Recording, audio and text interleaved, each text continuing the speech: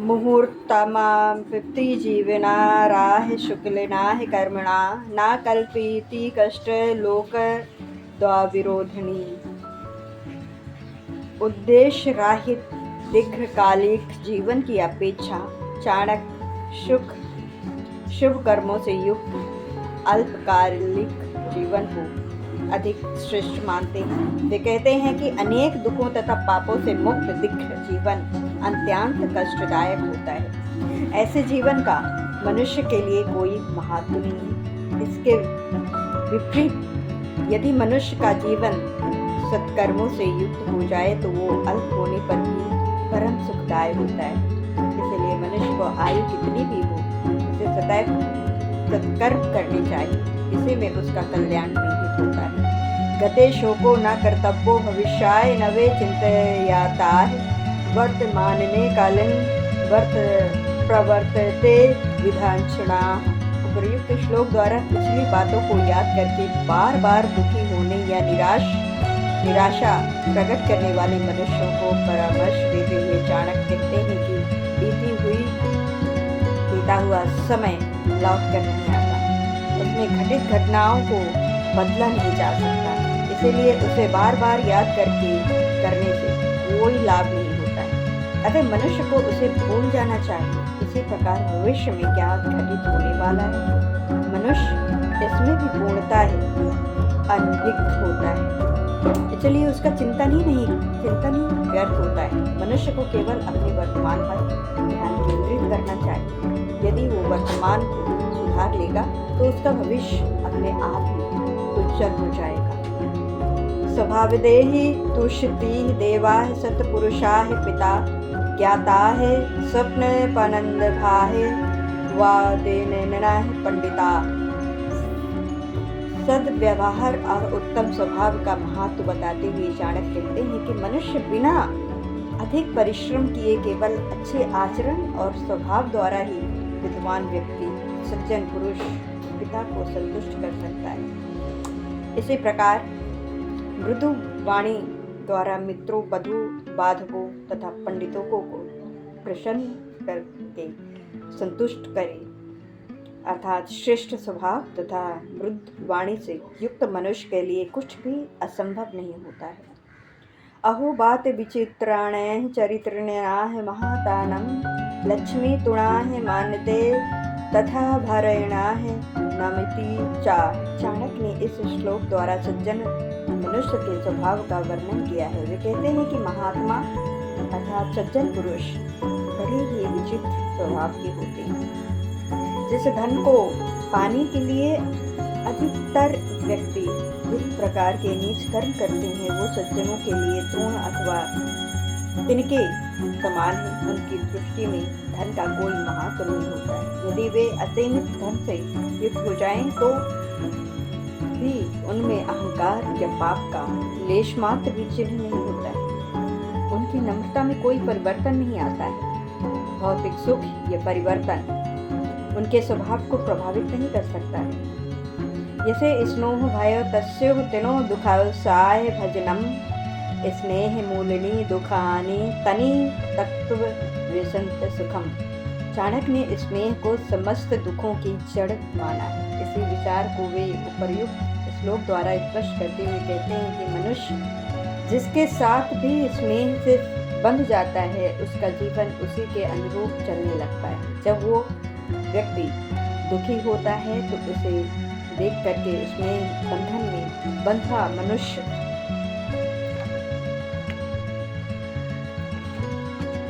भी दुखी हो जाता है। इसी प्रकार वो उसके सुखों में भी अपना सुख, उसके मध्य में अपना भय देखता है। यही स्नेह जीवात्मा को बार बार जीवन मृत्यु के चक्र की ओर धकेलता है। इसके विपरीत स्नेह से रहित मनुष्य के लिए सभी एक समान होते हैं। उसे न तो किसी के दुखी होने से दुख होता है और न ही किसी के सुखी होने से सुख। वो हृदय में सभी के लिए एक ही भाव रखता है। इसलिए विद्वान मनुष्य को अत्यधिक स्नेह का परित्याग करके सुखमय जीवन व्यतीत करना चाहिए। अनंत गति विदिताः चाहे प्रयुक्तन्मतिस्तुताः दैवतो सुखो मत्ते यथा भविष्यो विनाशात्।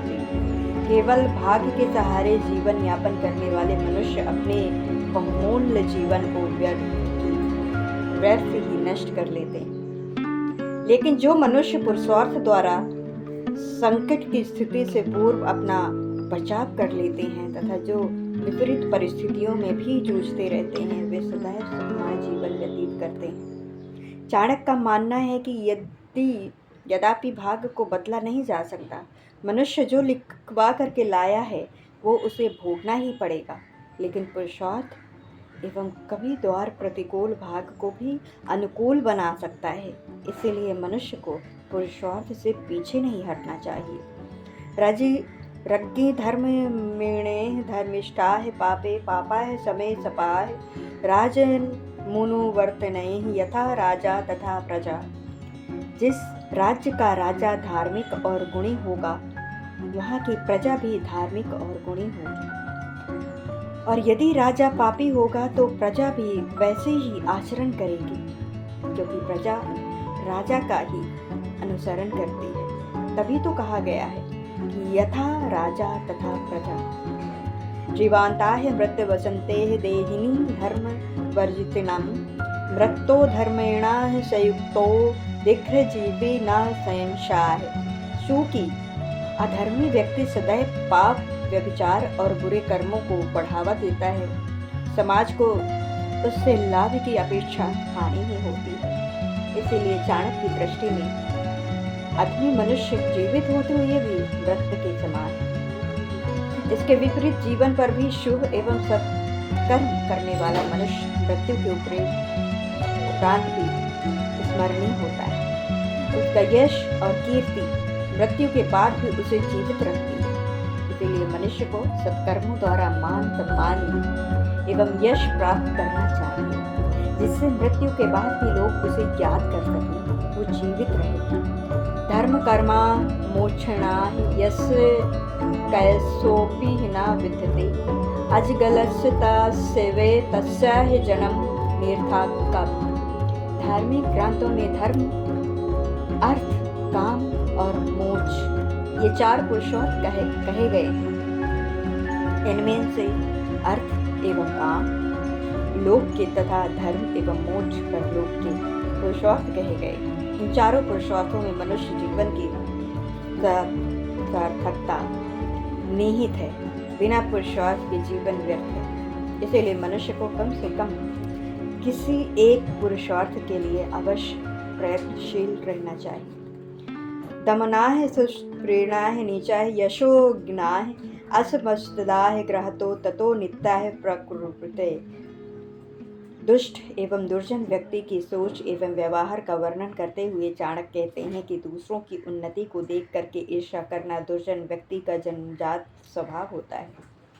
ऐसी स्थिति में वह स्वयं भी उन्नति के लिए प्रयत्नशील होकर के दूसरों को नीचा दिखाने का प्रयास करता है, लेकिन असफल होने पर वे परिंदा द्वारा स्वयं को बड़ा और दूसरों को छोटा दिखाने में अपना बड़प्पन समझते हैं। इसी प्रकार वे निरंतर योग व्यक्तियों को भी अयोग सिद्ध करने का प्रयास करते रहते हैं। ऐसी भावना से युक्त व्यक्ति की भी दुर्जन होता है।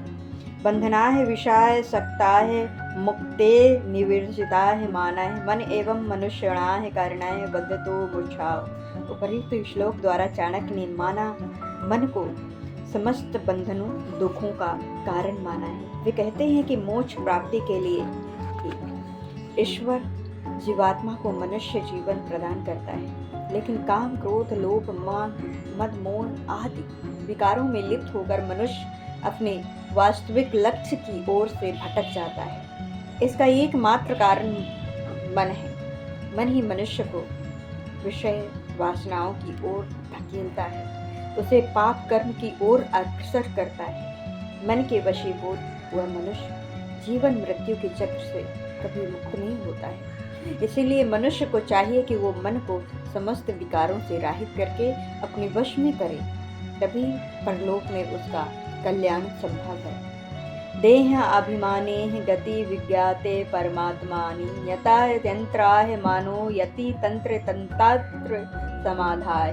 मनुष्य देह नाशवन है, इसीलिए देह का अभिमान नहीं करना चाहिए। जो मनुष्य अहंकार रहित होकर के मन में ईश्वर भक्ति की लौ प्रज्वलित कर लेता है, उसका मन जहाँ कहीं जाता है वहाँ वहीं समाधि की स्थिति में आ जाता है। जिस मनुष्य को शरीर और आत्मा से संबंधित वास्तविक ज्ञान प्राप्त हो जाता है, वो किसी भी स्थिति में समाधि की अवस्था प्राप्त कर लेता है। इस विष्टाह मानसाह सर्वाह कस्साह समाधिते सुखमाय देवायंताह यंताह सर्व तपस्य माताह संतो मस्त श्रायते।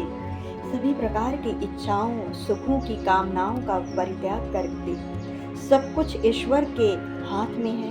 वो निर्माण करता है, वो निर्णय करता है किसे क्या देना है, किससे क्या लेना है, किसके लिए सभी को जो उसमें संतोष करना चाहिए, उससे और अधिक कुछ भी नहीं है। कार्यंता है फल है पुरुषार्थ बुद्धि कर्म अनुसारिणी तथा सुधाश्रिताय सुवीरवाह कुर्वते। मनुष्य अनेक कामनाएं करता है, उनमें कुछ पूर्ण होती हैं और कुछ अपूर्ण रह जाती हैं। इच्छाओं का पूर्ण होना या न होना मनुष्य के भाग्य और कर्मों पर ही निर्भर करता है। मनुष्य जो कर्म करता है उसका भाग्य उसी के अनुरूप उसे फल प्रदान करता है। यदि बुरे कर्मों में फलस्वरूप मनुष्य सुखों की कामना करता है तो उसकी इच्छा कभी पूर्ण नहीं हो सकती है। इसीलिए अच्छे फल की प्राप्ति हेतु मनुष्य को सतत सत्कर्म करनी चाहिए। यथा धेनु साहेब श्रेतु वसंतो गच्छति पतरामम तथा यचा क्रंति कर्माह कर्त मनु गच्छन्ति। दृष्टि का विधान है कि मनुष्य जैसा कर्म करेगा उसे वैसा ही फल भोगना पड़ेगा। जिस प्रकार बछड़ा सहग्रसों गौ के बीच भी अपनी माता को पहचान लेता है, उसी प्रकार कर्म भी अपने कर्ता को ढूंढ लेता है। वस्तुतः मनुष्य का कर्म फल उसके कर्मों के साथ ही बंधा होता है। इसलिए सदैव का सत्कर्म करें, इससे श्रेष्ठ फल प्राप्त हो सके। अनविशिष्ट कर्मा साह न जाने न बने सुखमायम जाने दहिंत संग कर्मे वने संग विषवर्जनम। जो मनुष्य उद्देश्य राहित होकर के जीवन व्यतीत कर रहे हैं, उन्हें न तो घर में शांति मिल सकती है और न ही वन में। ऐसे मनुष्यों का जीवन बोझ के समान है जिनसे किसी को लाभ नहीं होता है। इसीलिए जीवन में उद्देश्य का होना अत्यंत आवश्यक है। जो मनुष्य जीवन का उद्देश्य निर्धारित कर लेते हैं, उनके जीवन में कभी भटकाव नहीं आता है। यथा खत्म खनित्रणाय भूतले परिवंदिति तथा गुरुग्रताय विद्यते श्रु पुरुष रधि गच्छति। इस श्लोक में चाणक्य समर्पण की महत्ता को स्पष्ट कर रहे हैं।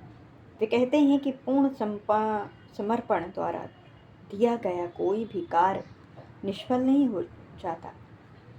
जिस प्रकार खुदाई करने वाला मनुष्य भड़वे द्वारा अथाक परिश्रम करके पृथ्वी के गर्भ में संचित जल प्राप्त करता है, उसी प्रकार विद्यार्थी को भी सेवा द्वारा गुरु के पास संचित ज्ञान को अर्जित करना चाहिए। एक रक्षा प्रदाना यो गुरु न भिदन्ति यशो निशंता युतो चाणक्य विरजते। वेदों एवं पुराणों में उदम को एक क्षर बीज मात्र कहा गया है। उसी के महत्व को चाणक्य ने उपयुक्त श्लोक द्वारा व्यक्त किया है। वे कहते हैं कि बीज मात्र ओमाओं के उच्चारण द्वारा मनुष्य को ब्रह्मा से संबंधित तत्व ज्ञान सहज ही प्राप्त हो जाता है। तत्व ज्ञान का उद्देश्य देने वाला व्यक्ति समाज को सही दिशा प्रदान करता है। ऐसे गुरु की सदा वंदना करनी चाहिए। लेकिन जो उनका तिरस्कार करता है, वो मनुष्य कुत्ते की योनि में अनेक कष्ट भोगने के लिए चंडाल योनि में उत्पन्न होता है। युगते प्रचंतलाह मेरु कल्पतः समाप्त संग्राह साधव प्रतिनिधितानाह चलती तैंचाह। चाणक्य ये स्वीकारते हैं कि युग के अंत में सुमेरु पर्वत अपना स्थान छोड़ देगा, संतों समुद्र अपनी मर्यादाएं तोड़कर संपूर्ण पृथ्वी को डुबा देंगे, लेकिन उनका ये विश्वास है कि ऐसी विकट स्थिति में भी महापुरुष एवं संतजन अपनी प्रतिज्ञा एवं संकल्प पर अडिग रहेंगे। ऐसे सज्जन पुरुष विश्वसनीय होते हैं। इन्हीं व्यक्तियों के कारण पृथ्वी अभी तक प्रलय से बची हुई है।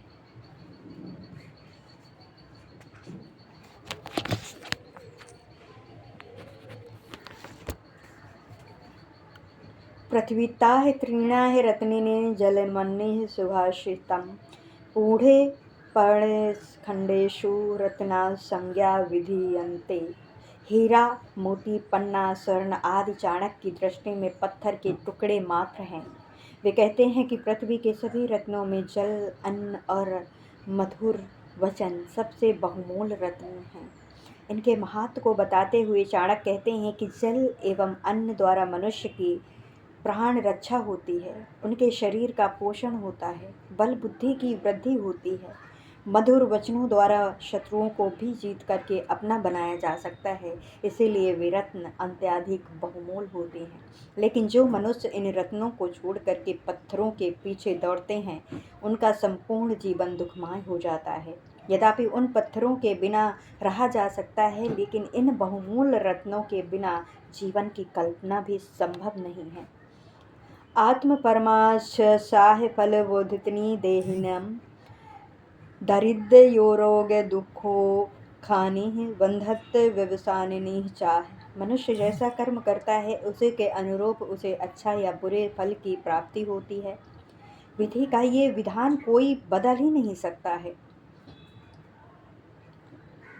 मनुष्य जीवन में आने वाले दुख, शोक, चिंताएं, बंधन तथा संकट पाप कर्मों के ही फल हैं। इसके विपरीत दुख व कलेश रहित सुखमय जीवन सत्कर्मों से प्राप्त होता है। इसलिए मनुष्य को श्रेष्ठ कर्म करने चाहिए। पुनर्वर्ति पुनर्मीणाः पुनर्वाह पुनर्माहि एतत् सर्वाः पुनर्भाः न शरीर पुनः पुनः। यद्यपि धन, समाप्ति, मित्र, स्त्री, राज बार बार मिल सकते हैं, लेकिन मनुष्य शरीर केवल एक ही बार प्राप्त होता है। एक बार नष्ट हो जाने के बाद इसे पुनः प्राप्त करना असंभव है। इसलिए मनुष्य को शुभ कार्य करके इस देह का सदुपयोग करना चाहिए। जो मनुष्य प्रत्येक दिन सत्कर्म करते हैं, वास्तव में उनका ही जीवन सफल होता है। बहुनाः चैत सत्वानाः सर्वो निरुजानाः वंधर्ष राधरो मेस्तुराणी निवर्ते। एकता में बड़ा बल है। प्राचीन काल से ही ये युक्ति अत्यंत प्रसिद्ध रही है। चाणक्य ने इसी युक्ति को अपने श्लोक में स्पष्ट किया है। वे कहते हैं कि जिस प्रकार अनेक श्रवण मिलकर के एक सिंह का मुकाबला कर सकते हैं, तिनके के छप्पर के रूप में एकजुट होकर के वर्षा का पानी रोक लेते हैं, उसी प्रकार यदि निर्बल व्यक्ति एक हो जाए तो वे बड़े से बड़े शक्तिशाली का भी सामना कर सकते हैं। जले तैलाः कले ग्रहाय पत्रेः दाने मनागतिं प्रज्ञे शस्त्राय स्वयं यति विस्तराय वस्तु शक्तियताय। उपरोक्त श्लोक द्वारा चाणक्य कहते हैं कि यदि जल में तेल की केवल एक बूंद डाल दी जाए तो भी वो पूरे पात्र में फैलता है।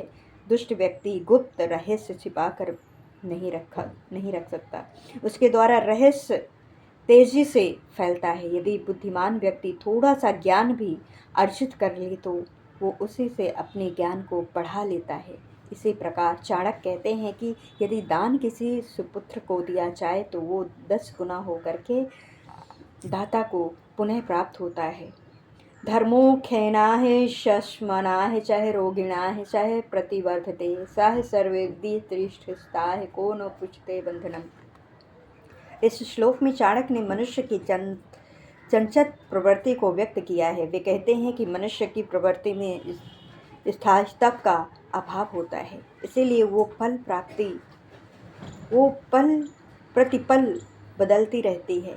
किसी धार्मिक कथन के श्रवण अथवा शाश्वन में शब्द को देखकर मनुष्य के मन में वैराग भाव उत्पन्न हो जाता है। संसारिक मोह माया उसे व्यर्थ प्रतीत होती है। लेकिन वहाँ से आने के बाद वो पुनः सांसारिक बंधनों में फंस करके संग्रह में लग जाता है।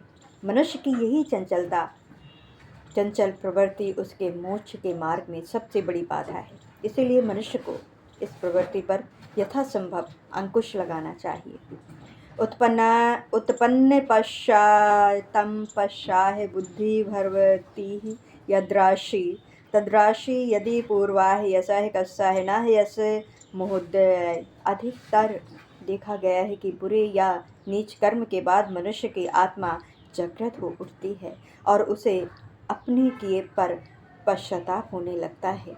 लेकिन बुरे कर्म करने से पूर्व ही उसे अच्छे बुरे का ज्ञान हो जाए तो वो बुरे कर्मों से सदा के लिए निवृत्त हो जाएगा।